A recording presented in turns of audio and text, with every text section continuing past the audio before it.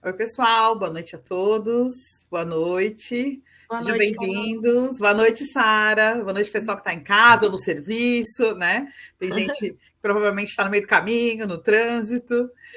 Então, boa noite a todos, né? Como sempre, a gente começando pontualmente a apresentação, porque ela fica gravada, vocês podem assistir, reforçando quantas vezes vocês quiserem até o final do ano. E depois do final do ano, esse vídeo vai subir no YouTube. Então, todas as aulas estarão no YouTube, que aí vocês também podem assistir quantas vezes quiserem o vídeo. Então, vou começar me apresentando. Para quem não me conhece, meu nome é Carolina, eu sou especialista de marketing de microbiologia da Beckman Coulter para a América Latina. E estou aqui com a minha companheira, Sara. Por favor, Sara.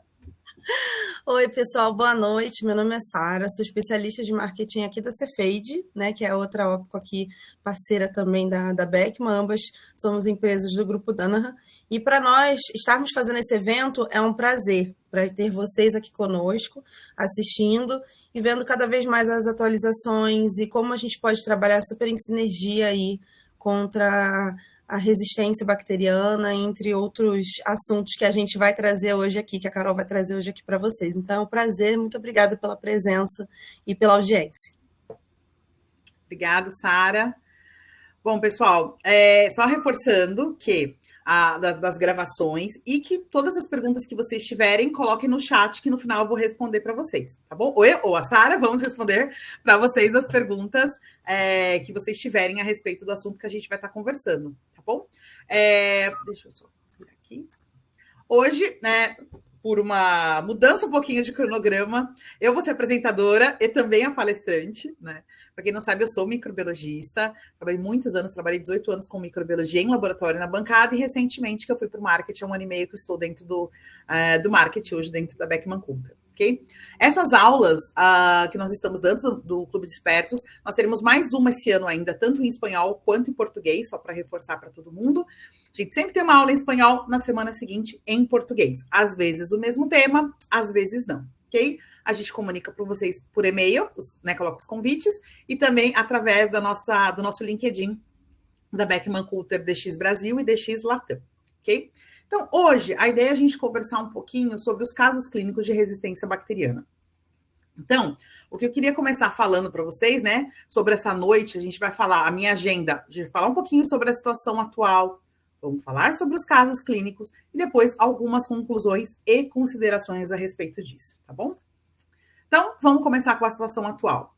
Aqui, nada de novo para ninguém. Então, problema de saúde pública, cerca de 1,3 milhões de pacientes morrem a cada ano. Em 2050, é previsto mais mortes por resistência antimicrobiana do que por câncer. E isso com um impacto econômico estimado de até 3,4 trilhões até 2030. 3,4 trilhões de dólares até 2030. Então, você vai pegar vários documentos, tanto científicos como não científicos. Essas notícias estão, aqui eu coloquei de 2 lugares seculares, que a gente chama, né, quando não são científicos, justamente falando sobre isso. Então, está ao nosso redor, está cada vez crescendo mais, e principalmente pós-Covid. O intuito não é entrar realmente na aula hoje tão, assim, profunda, ficar falando sobre, porque estamos nessa situação. A gente já teve algumas aulas de resistência bacteriana, inclusive explicando as resistências bacterianas. Então, hoje, realmente, dá um conteúdo um pouco mais prático para vocês.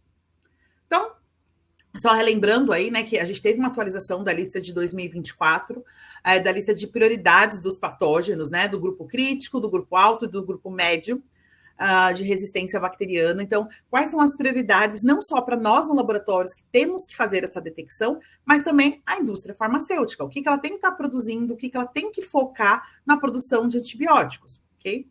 E assim, para a gente no laboratório, eu falo a gente porque eu ainda trabalho indiretamente com o laboratório, o que nós temos nessa situação também?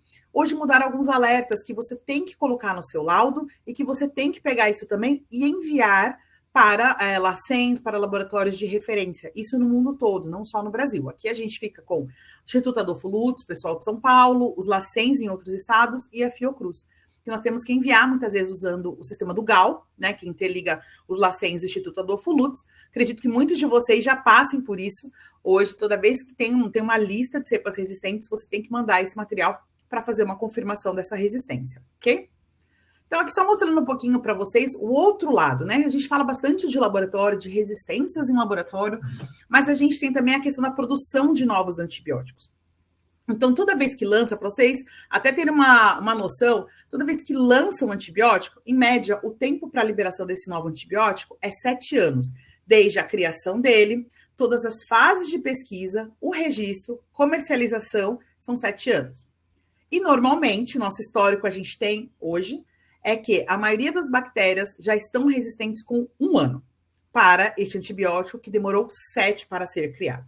Então, aqui eu só queria mostrar para vocês, aqui é da Organização Mundial de Saúde, o pipeline realmente dos antibióticos que estão sendo estudados hoje. Eu só queria chamar a atenção para vocês de uma coisa muito importante. Dá uma olhada aqui, gente. A maioria dos antibióticos novos que estão sendo criados, basicamente são baseados em antibióticos conjugados, sendo que um deles nós já usamos ou já conhecemos.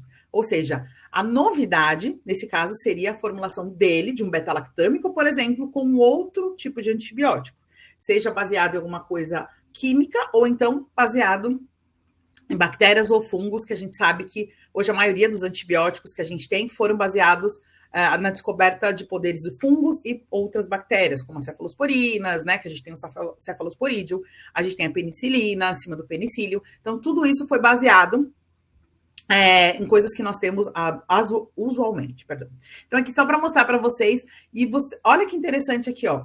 Quando eles perguntam, é inovação? Isso é inovação? Se vocês olharem aqui, ó, o verdinho, ó, 46% fala que é um antibiótico inovador. É novo, na realidade, né?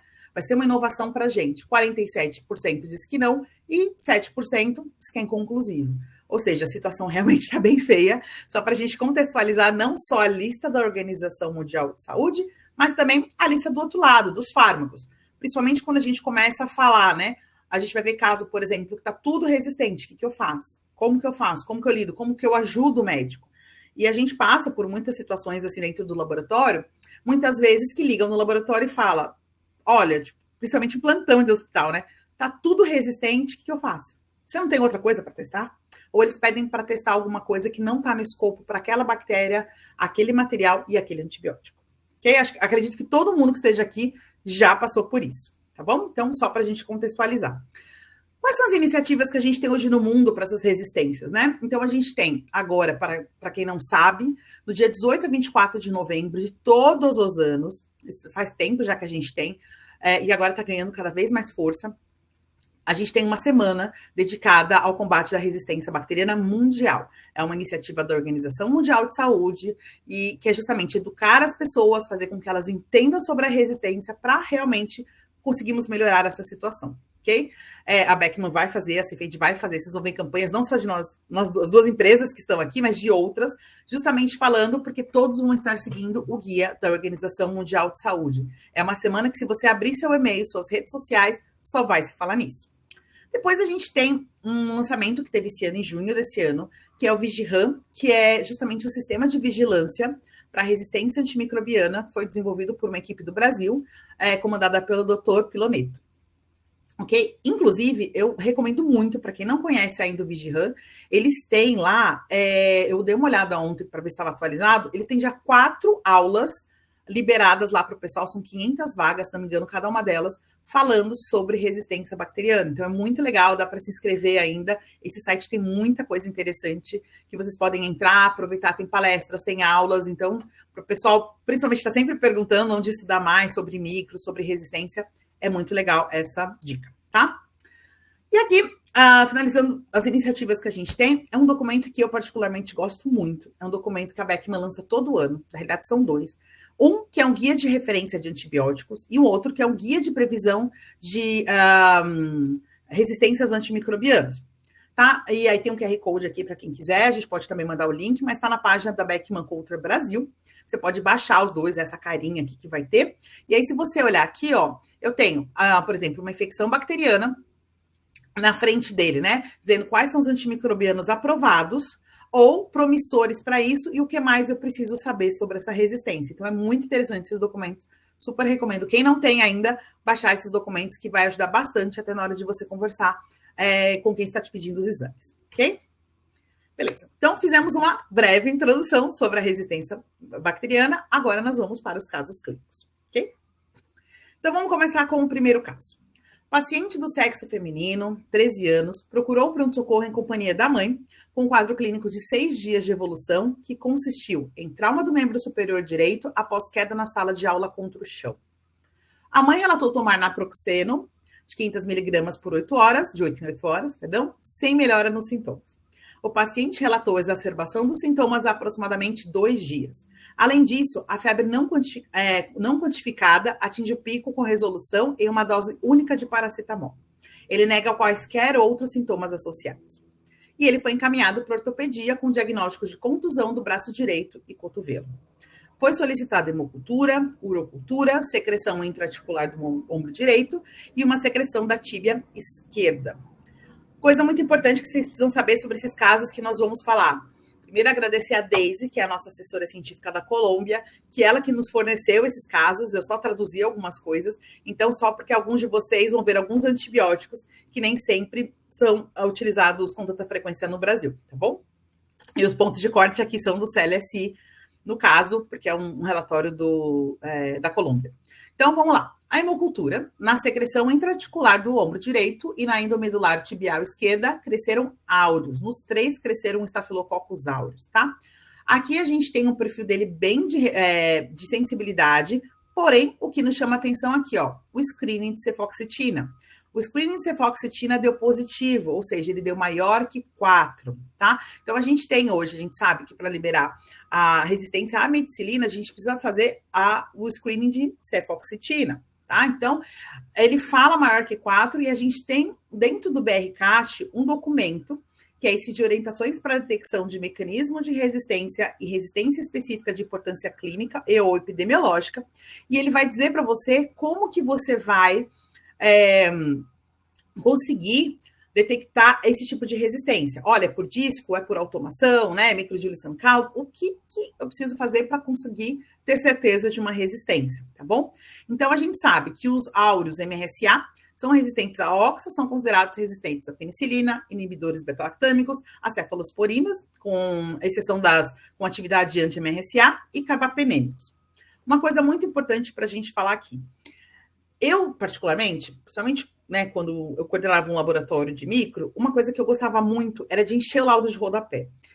Eu sei que muita gente vai falar, o médico não lê e tal, mas eu acho que está no nosso papel. Ele não pode ser que ele não saiba o que significa MRSA, não sabe o que significa um screening de cefox, o que ele pode usar ou o que não pode usar.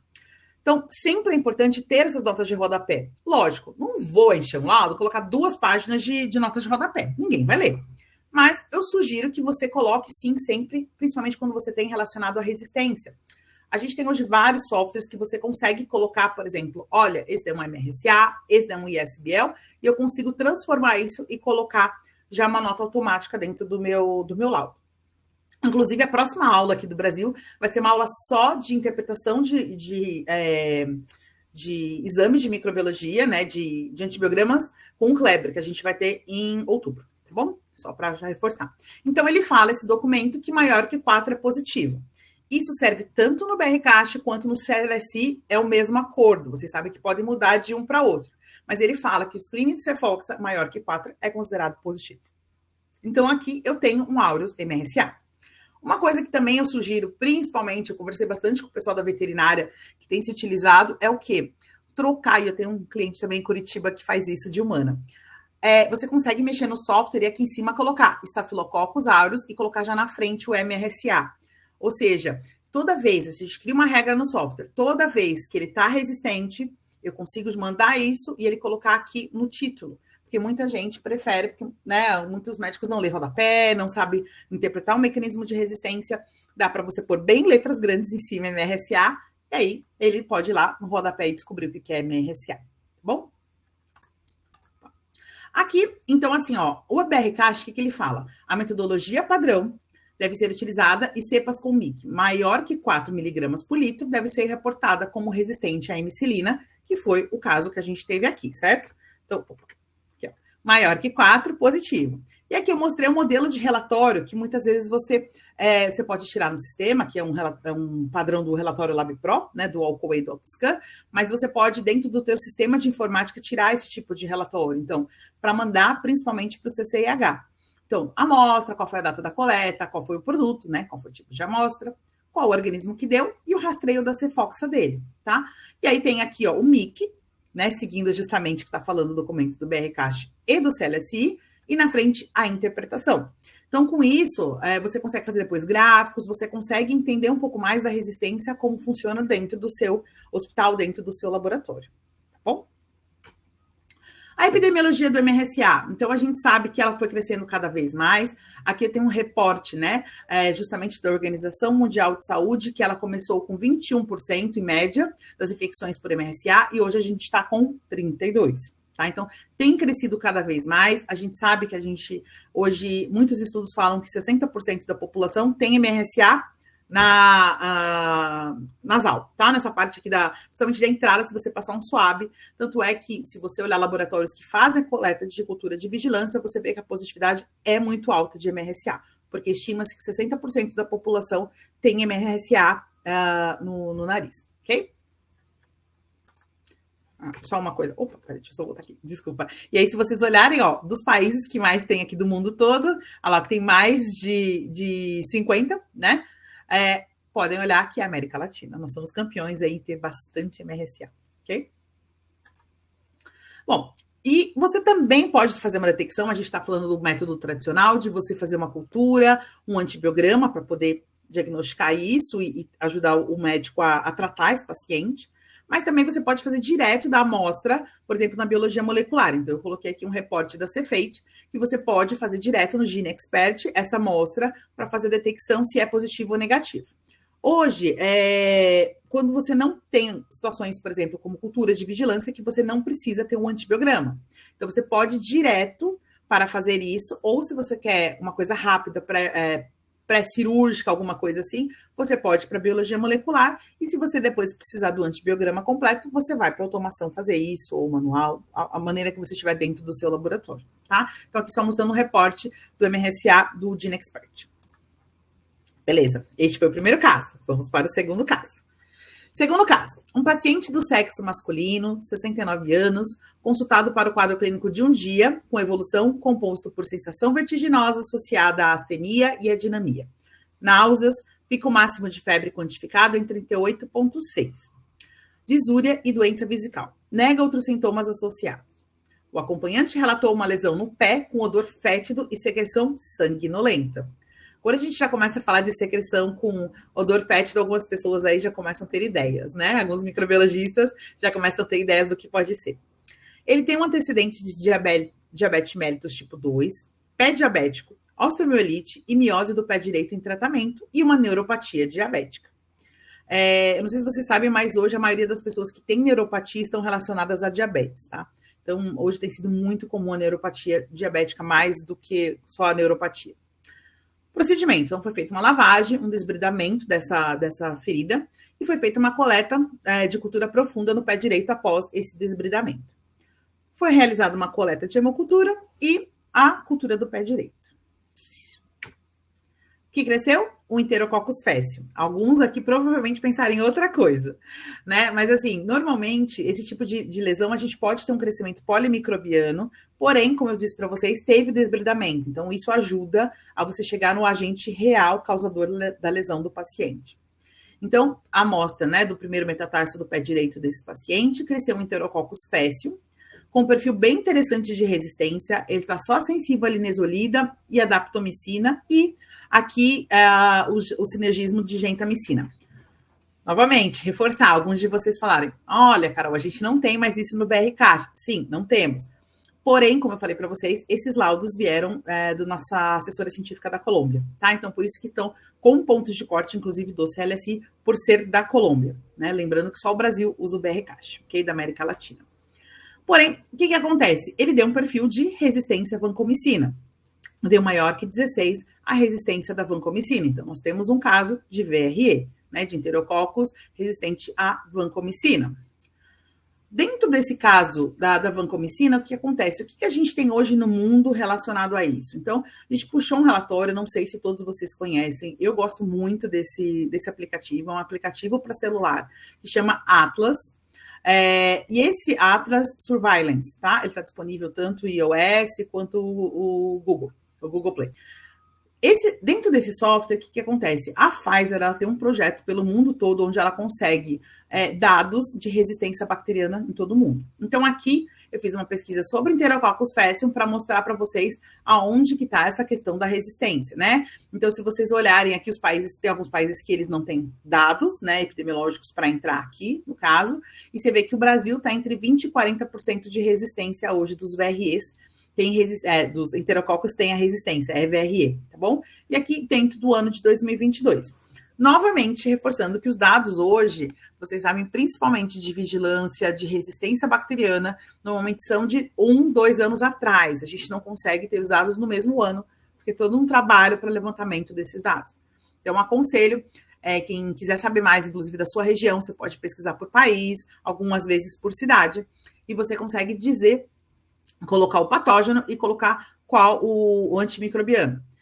Carol, por que você está falando isso dentro dos casos clínicos? Por quê? Primeiro, não somos clínicos, somos microbiologistas. Segunda coisa, quando o médico vem falar com você, como que está o perfil aqui? A gente tem muitos infectologistas, muitos grupos de stewardship que pedem ajuda do laboratório clínico, justamente com relação ao mapeamento das resistências bacterianas. Então, esses casos justamente vão ajudar a fomentar, a colocar esse relatório que a gente vai entregar, tá? Para o corpo clínico. Então, assim, é bom você saber, olha, sim, eu estou com 20% de resistência, né, por conta de VRE. Sim, se a gente comparar com o sistema, por exemplo, do Atlas, da Pfizer, está de 20% a 40%, estamos dentro. Então, é como a gente costuma chamar o benchmarking, né? Você comparando com outros laboratórios e comparando com outras regiões ou outros países. Uma coisa também interessante é que na microbiologia, a gente tem algumas, entre aspas, deficiências com relação às outras áreas. Então, por exemplo, dentro da química, da bioquímica, a gente tem um sistema que chama Unity. Vocês conhecem da Biorádio ou já ouviram falar? Que o pessoal, o que eles fazem? Eles passam os controles da Biorádio no sistema e eles sobem tudo para um sistema conjunto, que pode ser nacional ou mundial, e eles comparam os resultados de um laboratório com outro para saber como está seu controle de qualidade, tá? Os microbiologistas hoje, a maioria, que eu sei porque eu estou em alguns grupos, o que eles fazem? Principalmente quando tem controle de qualidade externo, joga tudo junto lá num grupo. Gente, o que deu no meu? O que deu no seu? Né? Eu estou em pelo menos 8 grupos de microbiologia no WhatsApp e as pessoas ficam tentando fazer esse benchmark, querendo saber o que está dando no outro. Gente, eu estou com uma resistência esquisita aqui, vocês também estão? Então, e você vê realmente que a microbiologia a gente carece de dados. Então, eu gosto muito desse sistema. Ele não tem tanto banco de dados assim, mas já é alguma referência para uma área que a gente é tão carente de informações. Tá? Então, inclusive, o que eu falei do VigiRan, que é esse projeto do Dr. Piloneto, ele tem tentado trazer esses dados e juntar os dados para que a gente consiga ter números do Brasil. Tá bom? Então, o mecanismo de resistência, aqui no caso do VRE, eu queria chamar a atenção para vocês de uma coisa com relação ao quê? Ao MIC que a gente tem dele, que muitas vezes ele pode indicar já se você tem o VAN A ou o VAN B, tá? Qual que ele está expressando, qual o gene que ele está expressando. Então, assim, só que o que acontece? Aqui ele fala do MIC, se você olhar, são MICs que você só consegue chegar se você tiver o teste epsilométrico, né? Se eu tiver o teste epsilométrico, eu consigo chegar nesses MICs, tá? Para poder dizer isso. O que é raro hoje no laboratório, principalmente porque a gente não tem usado mais a fita de gradiente de concentração para a vancomicina, ok? Então, o que acontece? Qual a tua solução se você tiver que descobrir se é um VAN A ou um VAN B? Biologia molecular. Então, a Cefeite também tem os testes rápidos que são feitos em até 2 horas, que você consegue também descobrir se é um VAN A ou um VAN B através da biologia molecular. Tá? Então, só para mostrar para vocês que é um complemento do que a gente já tem hoje, quando eu preciso saber epidemiologicamente qual é o tipo que está sendo expressado dentro dessa resistência do VRE. Tá bom? Ok, vamos para o terceiro caso. Vamos lá, terceiro caso. Queria aproveitar, gente, se quem quiser colaborar, né, obviamente, quiser escrever no chat qual que é hoje a maior deficiência que vocês têm, que vocês acham com relação à detecção de resistência. Eu queria que vocês, aqui hoje, né, essa plataforma a gente só consegue escrever, não consegue que vocês abram o microfone, mas se vocês quiserem contribuir com isso, para a gente deixar mais vivo, né, a apresentação, escrever qual é a maior deficiência que vocês têm hoje nos mecanismos de resistência, tá bom? Bom, vamos lá, vamos para o caso 3. Então, um paciente do sexo masculino, de 75 anos, foi submetido a uma cistectomia aberta, mais uretostomia aberta devido a um vesical de alto grau. O paciente relatou um quadro clínico de 1 semana de evolução, composto por picos de febre, com mais alto de 38,7 de forma intermitente, astenia, adinamia e dor abdominal. No setor de emergência, ele recebeu um tratamento profilático com amoxa com clavulanato, né? O tal do Clavulin, que a gente, hoje, é a principal escolha dentro dos pronto-socorros, né? Que a gente já sabe. Com comprimido a cada 12 horas, tá bom? Foi feita a coleta de hemocultura, urocultura, uma cultura retal e uma drenagem de coleção abdominal. Ok? Uma outra coisa, né? Até falando que eu falei do nome, né? Comercial do Clavulin. Aquela segunda tabela que eu mostrei para vocês, que tem na landing page da Beckman Brasil, vocês conseguem baixar, inclusive, tem uma tabela dizendo o nome do antibiótico e qual que é o nome, o princípio ativo e o nome comercial dele e vice-versa. Então, às vezes, você não sabe os nomes, o médico te pede, alguém te pede alguma coisa, você também tem esse acesso e atualizado esse documento todo ano, tá? Só uma coisa que eu lembrei agora. Bom, vamos lá.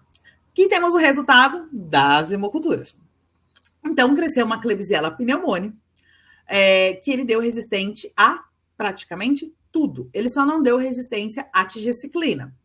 Só que aí, eu, por exemplo, quando eu trabalhava no laboratório, eu não costumava liberar para sangue tigeciclina, tá? Porque o que acontece com o que acontece com a tigeciclina? A gente sabe que ela tem uma rápida absorção pelos tecidos, então ela não é indicada para tratamento quando a gente tem hemocultura positiva, né? Então, mas aqui no caso, foi liberado no relatório, tinha ponto de corte, foi liberado no relatório. Só um adendo, porque nesse caso provavelmente não vai ser uma opção para o médico, tá? Então, ele deu uma resistência aos 3 carbapenêmicos, erta, imipenem e meropenem.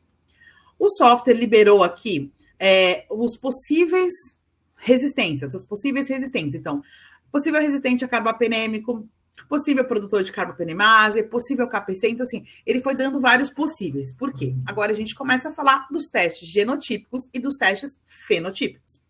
Como eu falei para vocês, no nosso caso, o equipamento, né, a automação de forma geral, eles são realmente equipamentos o quê? Testes fenotípicos. Então, eu vou te dizer que eu tenho uma Kleb, eu tenho um MIC real que foi feita a diluição, que se você pegar o painel, você consegue ver que realmente está resistente àquele antibiótico. E aí, o que vai acontecer? Ele vai te dar esse MIC real, nesse MIC verdadeiro, e você vai falar, ok, tenho isso.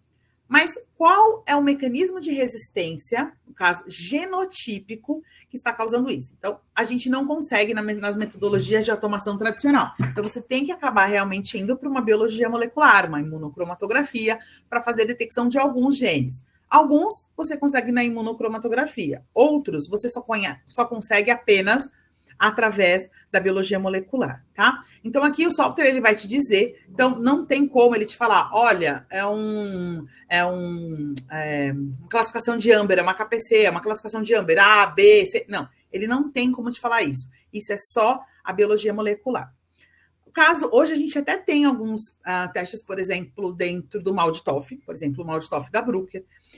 O Sirius, ele tem um software que você consegue fazer detecção de carbapenemasa, ele consegue fazer de cefalosporinasa, porém, no caso da carbapenemasa, ele vai te dizer que ele é produtor de carbapenemasa, vai te confirmar isso, mas ele não te diz qual classe. Então, realmente, também é um teste considerado de screening. Tem alguns testes que você já consegue fazer essa detecção, mas são RUO, ou seja, são testes que não são liberados para resultado final de paciente, tá? Ele tem que realmente... Ele entra como módulo de pesquisa dentro do Malditoff. Então, se você quer fazer a liberação, ou você vai usar imunocromatografia, ou você vai fazer a biologia molecular. Carol, mas eu faço a nota técnica da Anvisa, eu faço por disco, eu faço com EDTA. Serve também? Serve. Ah, eu tenho Blue Carba, que são os colorimétricos, serve? Serve. Só que, o que acontece? A margem de erro, né? Quando a gente fala de sensibilidade e especificidade dos testes, são menores do que essas outras duas metodologias que eu estou falando para vocês, que é a biologia molecular e que é a imunocromatografia, tá? Então, a sensibilidade e também a questão da interpretação, né? Tanto é que eu sou velha, né? Alguns aqui vão lembrar disso, quando a gente usava o teste principal para detecção de KPC na época, era o teste de Rod. E sim, eu adorava, achava a coisa mais linda. Inclusive, algumas aulas minhas do técnico que eu dou, a primeira foto é justamente de um teste de Rod. E quando você fala do teste de Rod, né? Os mais velhos aí vão lembrar de bancada, coisa mais linda, ok? Fácil de fazer, mas qual o problema? A interpretação. Se ele não formava certinho aquela entrada, você fica, é positivo? Não é positivo? Será que é? Será que não é? Você não pode ter dúvida. Você está falando de um mecanismo de resistência que, a partir dele, esse paciente vai ser medicado. Então, a gente sabe que tem, principalmente hoje, com esse monte de resistência bacteriana, esses números que nós falamos, vocês viram que algumas detecções de resistência, antibióticos novos já não funcionam, né? Como a ceftazidimab-bactam, ceftalozane e tazobactam, a gente sabe que não funciona, ok? Então, você precisa, muitas vezes, desse mecanismo de resistência para ter para que o médico consiga dar a medicação correta para esse paciente. A outra coisa também relacionada a isso, você consegue, como eu falei, o laboratório tem um papel fundamental no combate à resistência bacteriana, principalmente com relação aos relatórios que a gente pode fornecer para eles e os dados confiáveis que você está fazendo no laboratório. Então, aqui você já tem uma indicação, né? A gente tem hoje muitos documentos, inclusive um boletim do Ministério da Saúde, da Organização Pan-Americana de Saúde, da Organização Mundial de Saúde, todos falando da resistência aos carbapenêmicos, que aumentou muito, principalmente pós-pandemia, porque se usou muitos carbapenêmicos para as pessoas que estavam internadas tratando Covid. Tá? Então, muitas vezes eu escutei muitos casos de pessoas em laboratório, de clientes, de alunos, falando de pessoas que entravam com Covid e acabavam adquirindo uma bactéria dentro do ambiente hospitalar, e muitas vezes essas bactérias realmente eram resistentes aos carbapenêmicos, e mesmo assim se tratava com carbapenêmico por falta de outros antibióticos. Ou, em alguns casos, não se sabia qual era a resistência, mas dava-se carbapenêmicos, e a gente gerou mais ainda, aumentou mais essa resistência bacteriana, ok? Então, aqui, um relatório, como eu falei para vocês, mundial, pan-americano e do Brasil, justamente falando das resistências aos carbapenêmicos, tá? Que realmente tem aumentado. Antes a gente só escutava falar de KPC, e hoje a gente sabe que cada país tem um foco diferente das resistências, né? Então, eu hoje atendo a América Latina, e cada cliente que eu vou, de países diferentes, me fala que tem um mecanismo de resistência diferente do outro hospital que está no outro país, né? Então, a gente realmente é bem regional essa questão, que às vezes funciona melhor por conta do tratamento para esses hospitais, tá bom? Aí, nós temos um documento que eu queria compartilhar, não sei se todos conhecem, um documento que chama Fenótipos Esperados Sensíveis. O que acontece? Anteriormente, quando a gente tinha o CLSI e quando se lançou o BRCAST, né, vindo aí como base do EUCAST, nós tínhamos um documento, que muitos vão lembrar aqui, que era um documento que falava, era uma tabela, que chamava Tabela de Resistência Intrínseca. Ou seja, quando a gente tem alguma bactéria que ela já, desde sua formação, ela já é resistente a algum antibiótico. Hoje não se usa mais esse nome. Hoje é fenótipo esperado sensível ou fenótipo esperado resistente. Mudou esse nome dentro do BRCAST, tá? Então, assim, lógico que isso também é regional. Então, se você olhar aqui embaixo, ó, países, por exemplo, onde a resistência à colistina não é rara. Então, por exemplo, o Brasil, nós temos duas situações com a colistina.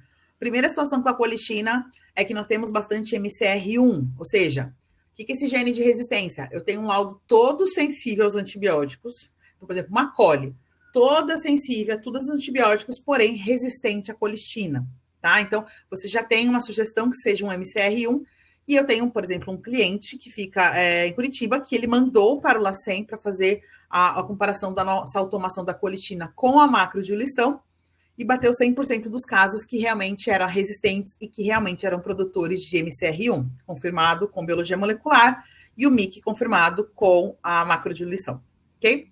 Então, hoje mudou essa tabela, então quando você for procurar a tabela de resistência intrínseca não tem mais, agora é de esperado sensível e esperado resistente, tá? Então, por exemplo, ó, todas as enterobacteriales, exceto Morganella e Serrácea, é um fenotipo raro a resistência à colistina. Por quê? Porque a gente sabe que a Morganella e a Serrácea, elas já são umas resistências intrínsecas para a colistina, tá? Não tem Morganella e Serrácea sensível à colistina, ok? Já é delas. Então, a gente tem aqui todos os fenotipos raros e depois tem uma tabela de fenotipos sensíveis, tá? O que é esperado dentro do BRCAST. Todos esses documentos estão dentro do site para vocês baixarem, para quem ainda não baixou. Falo isso porque muitas vezes, quando atualiza a tabela, o pessoal só baixa a tabela, mas tem muitos documentos interessantes que podem ajudar vocês no laboratório, tá bom? Aqui, falando um pouquinho, né, que a gente teve aí de uma nota técnica recente da Anvisa, de 2022, falando justamente dos genes que a gente está hoje dentro do laboratório. Então, se vocês olharem aqui, né, no Brasil, no caso, então, olha lá, a BLA-KPC, a gente continua tendo a KPC, depois a NDM, só que, na realidade, antes era, né, a NDM, agora, em 2021, você pode ver que o que passou foi a OXA 23. A gente tem primeiro a BLA-KPC, depois a OXA 23 e depois a NDM. Quem lembra, antes era sempre a KPC, ó, se eu olhar aqui, era a KPC, depois a NDM, e de 2017 para cá foi mudando cada vez mais de NDM para OXA 23, tá bom? Então, a gente teve essa mudança no perfil do Brasil, ok? Isso aqui são dados do Brasil, de uma nota técnica que está no site do BRCAST, que você consegue direcionar direto para essa nota técnica da Anvisa, tá? Falando do perfil de resistência. De novo, é muito importante você ter esse dado quando a gente fala, tá? É muito importante quando a gente fala nesse caso, quando a gente associa isso com os dados que você tem no laboratório. Principalmente quando a gente quer ajudar o clínico a fazer esse direcionamento, tá bom? Aqui também, só uma exemplificação para vocês, que a Cefeide tem um reporte, na realidade ela tem um teste de detecção de carbapenemase, só um minutinho.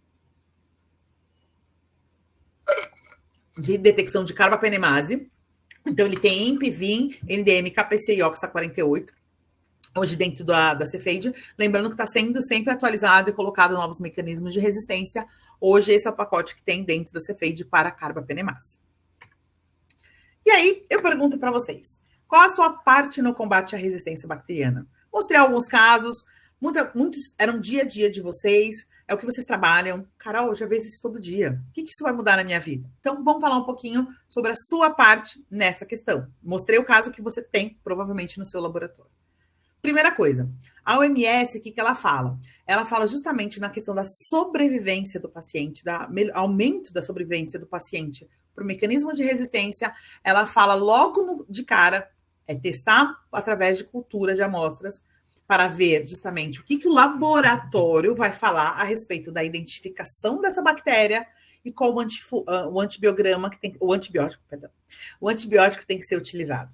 Porque a gente também pode falar no caso de fungos e antifúngicos que podem ser utilizados, né, de forma geral.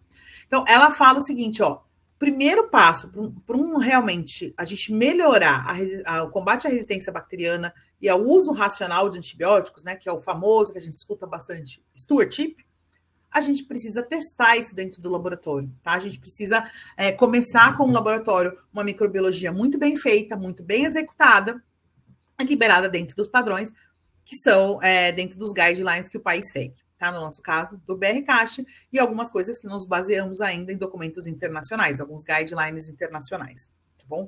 Então, assim, fundamental o nosso papel dentro disso. E aí, como que a gente pode começar a fazer isso? Primeiro, coloca no seu software as resistências, os alertas de resistência, coloca notas nos seus laudos falando sobre essas resistências bacterianas. Isso é muito importante para fazer a nossa parte para ajudar.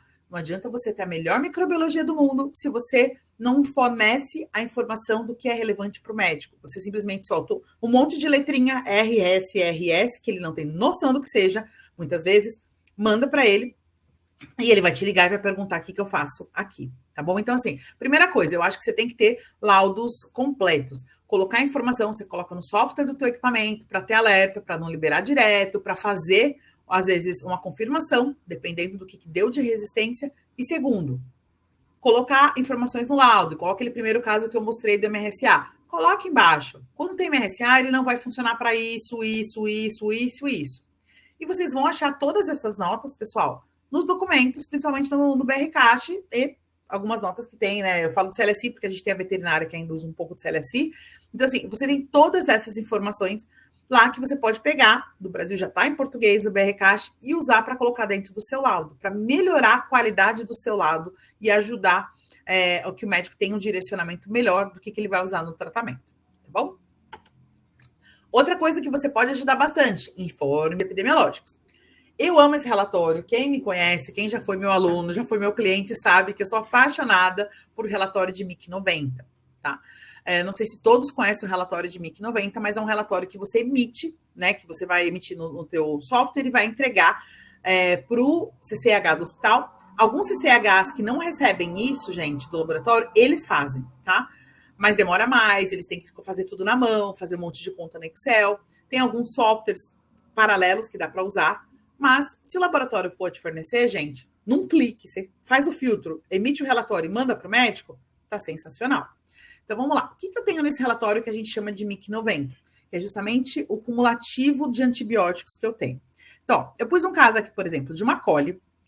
Aí eu tenho aqui, foram 20 amostras testadas no período aqui que eu escolhi para fazer o relatório. Eu tenho aqui todas as diluições possíveis para esse antibiótico, para esses antibióticos e essa bactéria. E são aqui todos os pacientes com coli. Então, o que acontece? Vamos lá. Aqui, a última fileira, chamado MIC 90, ou seja, todas as vezes que o antibiótico atinge que 90% das bactérias esteja com o mesmo MIC, ele vai colocar ali para sugestão que, se em 90% isso funciona, você pode usar no seu hospital de forma empírica. Vamos lá. Carol, o que é isso? Vamos explicar um pouquinho para quem não está acostumado com relatórios epidemiológicos e de MIC 90. Vamos lá. Eu trabalho num hospital. Sou médico do hospital. Então, o que acontece? Chegou um paciente, por exemplo, com choque. Vamos supor que ele está com sepse, suspeita de sepse. Chegou, vou fazer o protocolo do ILAS, né, do Instituto Latino-Americano de Sepse. Vou seguir o protocolo e eu tenho que fazer coleta de hemocultura, eu tenho que fazer lactato, urina, eu tenho todo um protocolo, hemograma, enfim, PCR, para colher. Colhi todas essas amostras do paciente, mandei para o laboratório. O que acontece? Saem os resultados bioquímicos, sai o hemograma dele, mas não saiu a cultura. A cultura não vai ficar pronta em 2 horas, como os outros exames que nós temos num protocolo de sepse. O médico vai entrar com tratamento empírico. Então, ele olha os resultados e fala, sim, é uma sepse. Ele vai entrar com um tratamento empírico para esse paciente. O que ele vai fazer? Nesse tratamento empírico, então, vamos supor, eu tenho aqui no meu hospital vancomicina e meropenem, porque eu não sei se é coco ou se é bacilo. Então, ele vai dar vanco, mero, numa dosagem X, que ele já tem ali, que veio, por exemplo, do protocolo do ILAS, vai entrar com vanco e mero para esse paciente. Ok. Quando sai o resultado desse paciente, ele vai descalonar isso, ou seja, ele vai tirando aos poucos o antibiótico. Aí, se deu um coco, ele vai tirar um meropenem. Se deu um bacilo, ele vai tirar a vancomicina, tá? Então, ele vai descalonando esse antibiótico. Só que, assim, essa dosagem que ele tá dando é uma dosagem baseada na América Latina toda.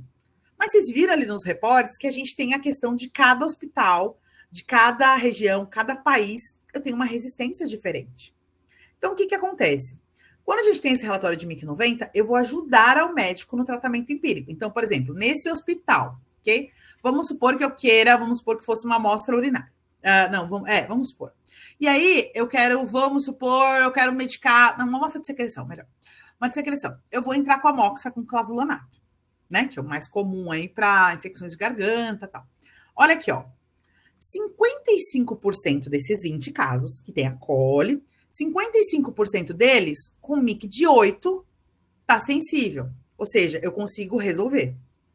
Eu poderia dar o MIC de 8? Sim. No empírico? Sim. Porém, baseado no MIC de 8, né? Só que acontece, eu resolveria 55% dos meus casos. Quando eu dou um MIC de 16, quando dá um MIC de 16, ele tá resistente até o 16, o que acontece? Ele só vai ficar sensível a partir do 16, 80% dos meus casos. E o que é o MIC 90? Vamos lá. O MIC 90 seria quando 90% dessas amostras, dessa mesma bactéria, para esse mesmo antibiótico, resolveria meu problema. Nesse caso, dá uma olhada, gente. Eu não tenho opção acima de MIC 90. Então, o médico pode tratar baseado no MIC 80 nesse caso. Então, ele pode entrar. Se ele usar baseado no MIC de 16, é maior a probabilidade dele resolver o problema do paciente e não ter que trocar antibiótico, não descalonar, não entrar com uma terapia combinada. Tá? Então, isso muda de um cenário para outro. E assim, cada hospital tem sua particularidade. A UTI são casos mais graves, tem uma particularidade. A clínica médica tem outra. Clínica cirúrgica tem outra. Então, é muito legal você ter esse tipo de reporte. O teu CCH com certeza tem, se você não fornece. Mas entra o papel do laboratório, que nós fazemos o antibiograma, a gente consegue tirar esse relatório do software e mandar, ok? Então, por exemplo, você vê aqui, ele não tem muita opção. Mas eu te digo, a gente está aqui com uma população de 20 amostras. É pouco. Então, o ideal sempre é você tirar dos últimos 6 meses, tirar todo mês esse relatório, mas sempre dos últimos 6 meses. Para você ter um N que realmente justifique e você consiga entrar aqui e entregar para o médico MIC 90. Aí você pode me perguntar, Carol, mas às vezes eu não consigo chegar no MIC 90 de nenhum. Acontece? Acontece. Principalmente para bactérias que não tem muita opção de antibiótico. Tá? Então, acontece de você não chegar, mas o médico vai chegar no mais próximo que ele tiver. Então, por exemplo, aqui, ó, ertapenem nesse caso, ó, para coli. Ele fala lá, ó, logo na dosagem inicial, que é 0,5, 95%. Ou seja, provavelmente isso aqui é um perfil mais ambulatorial, não se usa tanto carbapenêmico, provavelmente. Porque você pode ver, ó, que eu tenho para o ertapenem, ele conseguiu chegar no MIC 90. Se você olhar o imipenem, ele conseguiu chegar no MIC de 1. E o meropenem também no MIC de 1. Ou seja, é uma população que não tem tanta resistência aos carbapenêmicos. Ou seja, provavelmente é um relatório de um ambulatório. Não deve ser um relatório de pacientes hospitalares. Senão, com certeza, esses carbapenêmicos estaria muito mais alto MIC, ou talvez eu nem chegasse no MIC 90. Às vezes no MIC 50, por aí. Então, esse é o relatório MIC 90. Eu gosto sempre de explicar ele, porque eu aprendi só na prática, na faculdade nunca me citaram isso, então assim, eu só aprendi esse relatório na prática, e que realmente é uma coisa que se usa muito no CCH. Eles fazem isso no sistema deles ou no Excel, e você pode tirar isso muitas vezes do software. Você conhece a tua população, você pode fazer publicações a respeito disso da sua população, que é uma coisa que a gente carece bastante no Brasil, vocês sabem. Como eu disse para vocês, a gente não tem muitos dados oficiais de resistência bacteriana no Brasil. Então, esse relatório vai te ajudar. O MIC 90, ele ajuda a nortear, e você está fazendo o seu papel como laboratório, com o hospital, com o paciente, mostrando que com isso você vai ajudar ele a usar a quantidade certa de antibiótico. Você vai ajudar a guiar, como fazendo o seu papel do laboratório, ok? Sem usar uma quantidade muito superior àquilo que necessita, ok? Eu tenho um caso de um cliente que a gente, da época que eu era da assessoria científica ainda, que é uma cliente, inclusive, é de Maceió, que ela conseguiu, que é a doutora Tereza, lá da Santa Casa de Maceió, eu posso dizer porque ela já publicou algumas coisas, ela é muito firme nessa parte de stewardship, né, do uso racional de antimicrobianos, e ela fez um trabalho muito interessante. Justamente, ela simplesmente tirou dos laudos, os laudos que vão para os médicos, ela tirou de lá, por exemplo, as quinolonas. Então, o médico pedia a cultura, chegava o resultado para ela, ela olhava, cadê as quinolonas? Não tem. Só quem tinha acesso às quinolonas era o laboratório e o CCH. Ela fez isso por um ano, suprimindo as quinolonas do laudo. Com um ano, ela conseguiu diminuir esse MIC 90, e aí o MIC dentro, para estar no MIC 90, ela conseguiu diminuir isso, e aí ela voltou a utilizar as quinolonas. Por quê? Era o antibiótico mais fácil para os médicos utilizarem, principalmente em plantão, em urgência, e estava levando a quantidade de resistência para as quinolonas, que não deveria, teoricamente, ter para situações de infecções mais simples. Então, ela conseguiu reduzir isso, orientando e mexendo no laudo e baseado também nos relatórios de MIC 90. Então, a gente conseguiu acompanhar e conseguiu ver o que esse MIC realmente ele foi diminuindo com o tempo, depois de um ano de trabalho que ela foi fazendo com os médicos e com o serviço de controle de infecção hospitalar, tá bom? Como eu falei, eu sou suspeitíssima, porque eu amo esse relatório MIC 90. Quando eu trabalhei na bancada, eu fiz um trabalho com o Hospital do Campo Limpo, quando eu trabalhei no laboratório e tal, e a gente conseguiu também fazer uma coisa mais parecida com o dela, não da grandiosidade dela, porque SUS São Paulo é um pouquinho mais complicado, mas ela conseguiu fazer isso, que é o sonho de qualquer infectologista, né? Diminuir a quantidade de uso de antibióticos dentro de um hospital, ok? Ok, já disse para vocês como que a gente faz da nossa parte laboratório, então, como que a gente usa nesse reporte, como que a gente consegue liberar essas resistências que dão no equipamento, resistências usuais, os relatórios, como fazer essa liberação. A gente falou um pouquinho sobre isso, documentos que podem dar suporte. E aí eu vou passar agora para a Sara para ela falar um pouquinho para vocês como que também a gente pode ajudar na gestão de isolamentos. Como eu falei para vocês, nós temos as infecções bacterianas, nós temos toda a cultura, a gente precisa do antibiograma, mas também tem casos, principalmente com gerenciamento de leitos, com culturas de vigilância epidemiológica, que você pode fazer direto sem ter que passar pela cultura. Você pode vir do material do SWAB direto, por exemplo, e levar e ter o resultado. Obrigada, Carol. Carol deu uma boa resumida do que eu vou falar. Pode passar para o próximo slide. Bom, aqui na Cefeid a gente tem muito essa pegada, né? De sempre estar falando ali o quanto o benefício do teste molecular pode trazer em casos muito específicos que precisam ali de um diagnóstico rápido e também por conta da organização dos leitos. A gente tem, por exemplo, na Covid, a gente teve uma grande quantidade de hospitais que estavam superlotados e não tinha leito suficiente para as pessoas por conta do mau gerenciamento desses leitos. E através do nosso teste, no nosso teste molecular de alta curiosidade, a gente consegue ter esse diagnóstico muito mais rápido, fazendo com que a pessoa que está ali coordenando toda essa situação ali dentro do hospital consiga entender qual é o melhor protocolo para seguir com esse paciente, se realmente é o caso de internar ou não é um paciente infeccioso. Além disso, também mitiga para que a gente não tenha ali grande... como se diz, perdão, que não tenha ali maior acessibilidade a esse patógeno, fazendo com que aumente ainda mais os números de casos de transmissão para esses outros pacientes que às vezes não estão infectados com aquela bactéria e podem, sim, acabar sendo infectados por conta do isolamento feito de forma errônea. Então, a gente tem aqui o teste com resultados entre 24 a 72 horas, o que faz com que a gente consiga ter ali um resultado mais acelerado. Como a Carol mesmo falou, né? Muitas vezes, é claro, depende do teste, depende do protocolo que você vai seguir ali dentro, porque cada teste molecular, né? A gente tem para diversos tipos diferentes, né? Diversos patógenos diferentes, mas cada teste tem uma forma de colher diferente. Mas, sim, a grande maioria tem essa questão dali do SWAB, de ser muito mais prático. Pode passar, Carol. E isso, como eu falei e reforço, né, faz com que a gente consiga oferecer para os clientes uma oportunidade de tomar decisões mais rápidas, de conseguir fazer um melhor gerenciamento de leitos dentro do hospital para ter redução de risco de transmissão e, claro, fazer ali uma melhora também da saúde dentro do ambiente privado, às vezes até também do ambiente público, porque você consegue ali fazer um controle melhor dessa doença e caso não tenha também o paciente não ser exposto a outros tipos de doença dentro do ambiente inadequado, e também você consegue ter o melhor gerenciamento de leitos para aquelas pessoas que realmente têm necessidade de estar ali naquele leito, ocupando aquele leito. Da minha parte, acho que é isso, é bem resumido mesmo, mas caso vocês tenham dúvidas, vocês podem ficar super à vontade aqui para perguntar. Infelizmente, a especialista de aplicações hoje não conseguiu entrar, ela teve um imprevisto, e eu estou aqui, né, passando toda essa parte. Se tiver alguma pergunta que eu e a Carol a gente não consiga responder daqui, a gente pede que vocês podem enviar, que a gente vai responder, senão agora, em breve, muito em breve. Obrigada, Sara.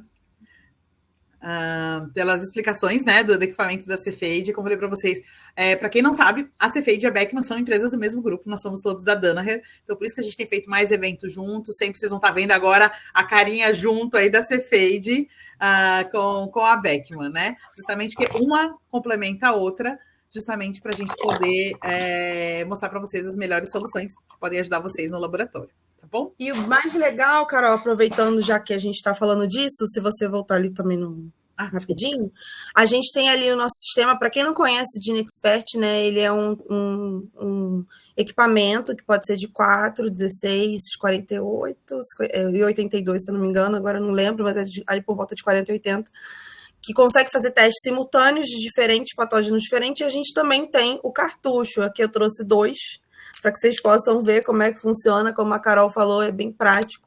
Você consegue pipetar aqui dentro a amostra, e aqui dentro já tem toda as soluções necessárias para que consiga ter o diagnóstico que vai sair aqui e vai ser lido pela máquina. E ele tem o QR Code que consegue identificar qual é o teste. Aqui não sei se vai dar para ler, mas eu estou com um de carbo, inclusive, aqui na mão, que é um dos nossos testes aqui que eu trouxe para a gente conseguir mostrar para vocês, para também tirar curiosidade. Bom, passar o bastão para a Carol agora. Beleza, obrigado. Obrigado, Sara. Vamos agora abrir para as perguntas. Já vi que tem algumas perguntas aqui. Vamos dar uma olhadinha aqui no chat. Sim, eu perguntei, né, das resistências. A Raquel escreveu aqui, né? Oxacilina resistente na pediatria, oxassensível em adulto, né? Eu vou te dizer que essa questão da resistência que a gente está cada vez mais nos menores, não só em pediatria, mas também em veterinária a gente tem observado bastante isso. Eu tenho acompanhado bastante essa questão da VET. A gente tem tido realmente uma resistência que, entre aspas, era incomum, né? Então, você pega, por exemplo, crianças pequenas que nunca ficaram internadas, nunca tiveram contato e, de repente, estão com cepas resistentes. Animais, por exemplo, com 6 meses de vida, que não passeiam na rua, não ficaram internados, de repente estão com resistência. Então, a gente tem realmente a questão... Aí eu te falaria que a gente tem muita questão da colonização. Então, muitas vezes o pai, a mãe, alguém que está com essa criança, por exemplo, pode ter uma resistência, uma cepa bacteriana resistente, mas que é colonizante. Então, para ele não faz nada, mas para a criança que já tem um sistema imunológico mais baixo, pode acontecer isso, assim como nos animais, que eu falei para vocês. A primeira vez que, na veterinária, que eu peguei um caso de uma KPC, bem no início que eu comecei a trabalhar na veterinária, era de uma otite de um cão, uma otite, que ele tinha 6 meses de vida, nunca tinha internado, não andava na rua, não passeava com o tutor, e de repente deu lá uma KPC. E, nossa, o que aconteceu? Como que tem otite por KPC e tal? Fomos pesquisar e, né, ligamos para o tutor, enfim, e aí descobrimos que, na realidade, o tutor era enfermeiro. Então, assim, ele estava colonizado com essa KPC, mas ele não desenvolveu nada, não teve nenhum tipo de infecção, ele era só colonizado, porém, quando passou para o animal, ele era um golden. Ele já desenvolveu essa infecção porque não é comum ele ter esse tipo de contato, e, obviamente, ele não tinha, como fala, uma imunidade para isso, vamos dizer assim, o sistema dele não estava preparado, ainda mais novo, enfim. E aí já viu, né? Não deu muito certo, mas a gente descobriu que era o tutor, a gente tem visto bastante caso assim, tá? Igual de criança que você está falando, também tem acontecido essa questão de colonização do adulto, que para a criança acaba sendo uma infecção. Outra pergunta. Boa noite. Qual a conduta médica recomendada para o terceiro caso clínico? O terceiro caso clínico foi da multiresistência, né? A KPC. Então, nesse caso, muito provavelmente vai entrar com uma terapia combinada. Lógico que depende muito da onde está essa infecção. Ali, no caso, era uma hemocultura, a gente tinha umas secreções em conjunto, mas muito provavelmente vai entrar com uma terapia combinada. Como? Normalmente se usa um aminoglicosídeo com um carbapenêmico. Aí você fala, Carol, mas está resistente aos dois. Sim, mas lembra que são mecanismos de resistência diferentes. Então, você vai entrar com um antibiótico de um mecanismo de resistência, passa algumas horas, você entra com outro para você tentar enganar essa bactéria, porque são mecanismos de ação diferentes para ela, vamos dizer, se confundir. Então, normalmente, o que acaba se tratando nesse caso provavelmente é uma terapia combinada, tá? Aqui tem outra pergunta. Qual a opinião de vocês com relação ao isolamento de pacientes com pseudomonas aeruginosa intermediária ao imipenem insensível ao meropenem? Vamos lá. O que acontece? A pseudomonas, primeira coisa que a gente tem hoje, a gente praticamente não tem mais intermediário, né? Aliás, mais sensível. É tudo sensível a aumentar a disposição ou resistente. Tanto é que vocês podem ver que eles colocaram vários pontos que a gente não consegue alcançar nem no disco, nem na automação.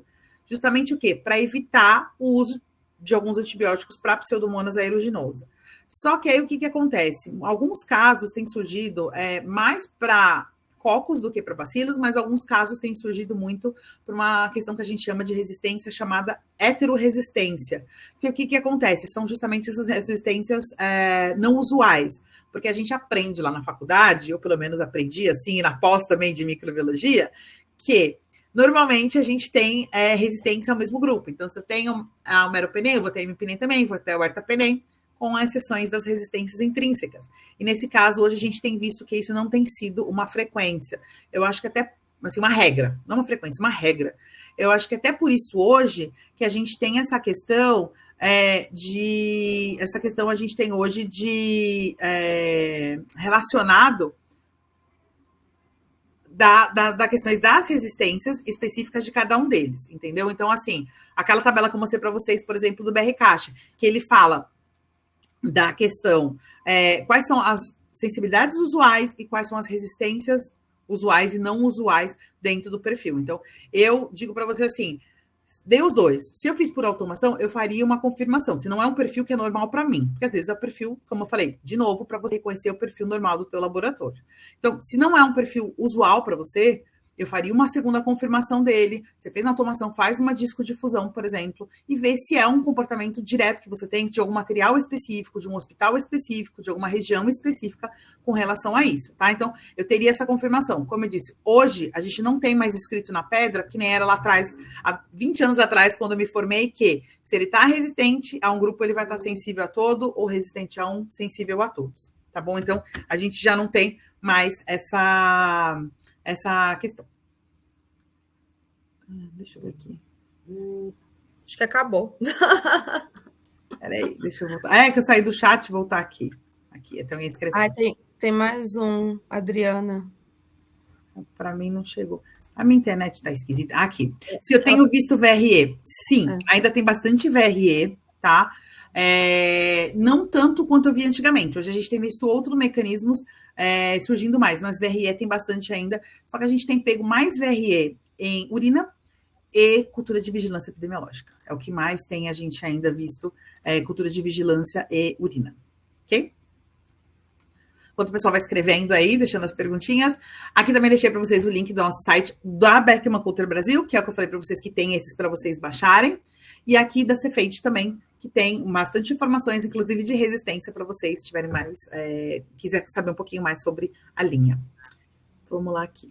Criança com oxacilina resistente, ok, que toma cefaclor e melhora. O médico muda o antibiótico porque é dose de antibiótico por peso. Dose exata diferente de adulto. Daí é mais exata do que para adulto ou tem uma outra explicação? Olha, assim, eu não sou clínica, né? Então a gente já tem que começar por aí. Nós não somos clínicos, eu sou microbiologista. Então, assim, a questão da conduta médica, a gente não pode, né? Eu não posso responder pelo médico, porque ele que está vendo o quadro clínico da criança. Porque, assim, realmente, a gente faz antibiótico por peso, principalmente em criança. É diferente a dosagem que você usa do adulto para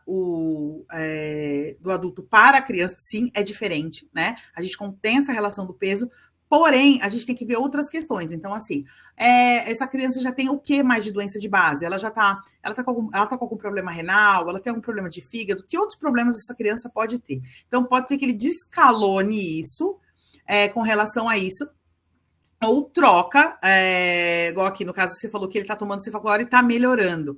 O ideal é você terminar o ciclo do antibiótico. Se é 5 dias, 5 dias. Se é 7, é 7. Então, dependendo do mecanismo, você tem que seguir até o final o antibiótico, mesmo que melhore, justamente para a gente evitar essa resistência bacteriana, né? Você tem que seguir o ciclo completo do antibiótico.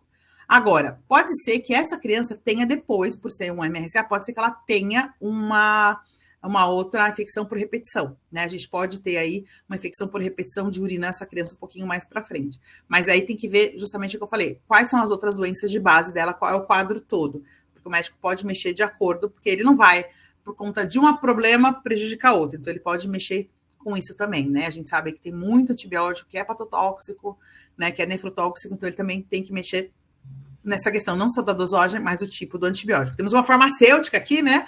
A Sara, eu sou biomédica, a Sara farmacêutica. Eu sou assim, ó, concordando. Isso, e eu ainda ia comentar, né? Não muito tempo atrás, quando eu ainda estava na UFRJ, né? Que eu fiz faculdade de farmácia na UFRJ. A professora, nossos professores, eles falavam muito batiam nessa tecla. Você falou uma coisa muito importante, né? De seguir o protocolo do que o médico pede para o antibiótico, né? Seguir os 7 dias, porque as pessoas elas esquecem de tomar o medicamento, isso ajuda na resistência, ou simplesmente param, acabando ali sem terminar o protocolo. Eu acho que tudo que precisa ser feito realmente é uma coisa que o clínico precisa analisar, porque ele sabe todas as outras coisas que estão muito além do que a pessoa está vendo ali na ponta, né? Tem toda uma coisa por trás que é muito mais complexa do que a gente pode entender. E às vezes parece bobeira, mas o uso irracional de medicamentos, ele é muito sério no Brasil.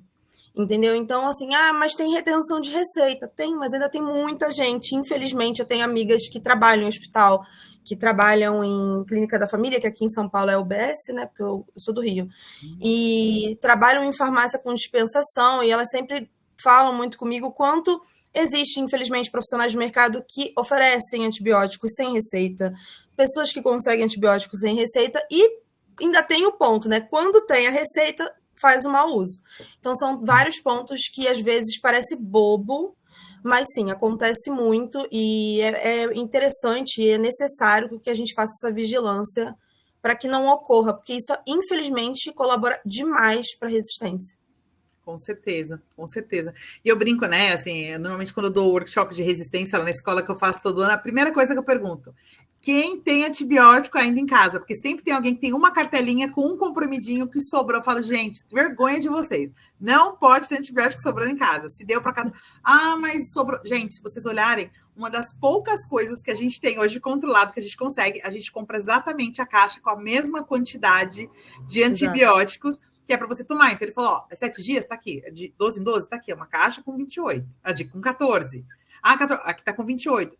Não é para sobrar, gente. O médico já tem justamente o protocolo, que é o ciclo que realmente vai funcionar esse antibiótico com você. Então, se você tem antibiótico em casa sobrando, já joga fora agora. Não joga no lixo, pelo amor de Deus. Não me joga na privada, pelo amor de Deus. Peraí, volta.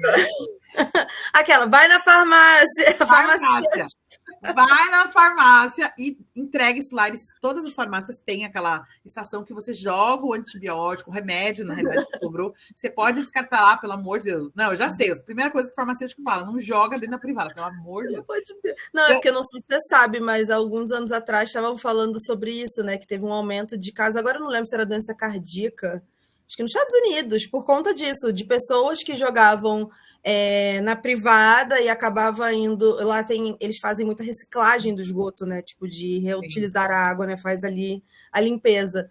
Só que isso não era uma coisa tratável, e as pessoas estavam tomando medicamento pela água e não sabiam. Aqui no Brasil é óbvio, não tem isso, mas a gente também pensa muito em impacto ambiental e químico. Então, porque assim, mas eu vou jogar um comprimido, mas se toda a população, 200 milhões de brasileiros, jogar um comprimido, então leva na farmácia, por via das dúvidas, joga na farmácia, porque eles fazem o descarte adequado. Eles têm, inclusive, protocolo para destruição, enfim. Exatamente. Bem lembrado. Isso é uma coisa muito importante, a gente esqueça. O nosso gerente da microbiologia do Brasil, o João Henrique Galasso, está aqui com a gente, mas a gente teve um problema, ele não conseguiu subir para fazer o fechamento com a gente, mas queria, em nome do Henrique, agradecer a Sara pela parceria, para todo mundo que participou da apresentação, em nome do Henrique, meu nome, em nome do Henrique também, o próprio Henrique que está aqui com a gente, mas não conseguiu entrar com a câmera e com o microfone. Agradecer mais uma vez a todos pela presença e nos vemos em outubro, teremos uma apresentação em espanhol, a gente vai falar sobre hemocultura, e em português a gente vai falar sobre interpretação de relatórios de microbiologia, principalmente de laudos, tá bom? Então, aguardem mais uma aula de Clube de Expertos até o final do ano, a gente tem mais 2, uma em espanhol e em português, em outubro, tá bom, gente? A gente se vê até a próxima. Mais uma vez, muito obrigada a todas e boa noite. Tchau, tchau. E eu quero também agradecer todo mundo que participou hoje aqui, que esteve com a gente. Para quem tem dúvidas, não esquece de mandar, ainda mais você que está assistindo sem ser hoje, né? Porque essa aula vai ficar gravada. Pode mandar as perguntas que a Carol repassa para a gente aqui também na Cefeid, para a gente conseguir entrar em contato e tirar suas dúvidas. Ou vocês podem entrar em contato aqui no QR Code, lá vocês conseguem preencher um questionário e a gente entra em contato com vocês. Muito obrigada, pessoal. Até a próxima. Obrigada, gente. Boa noite.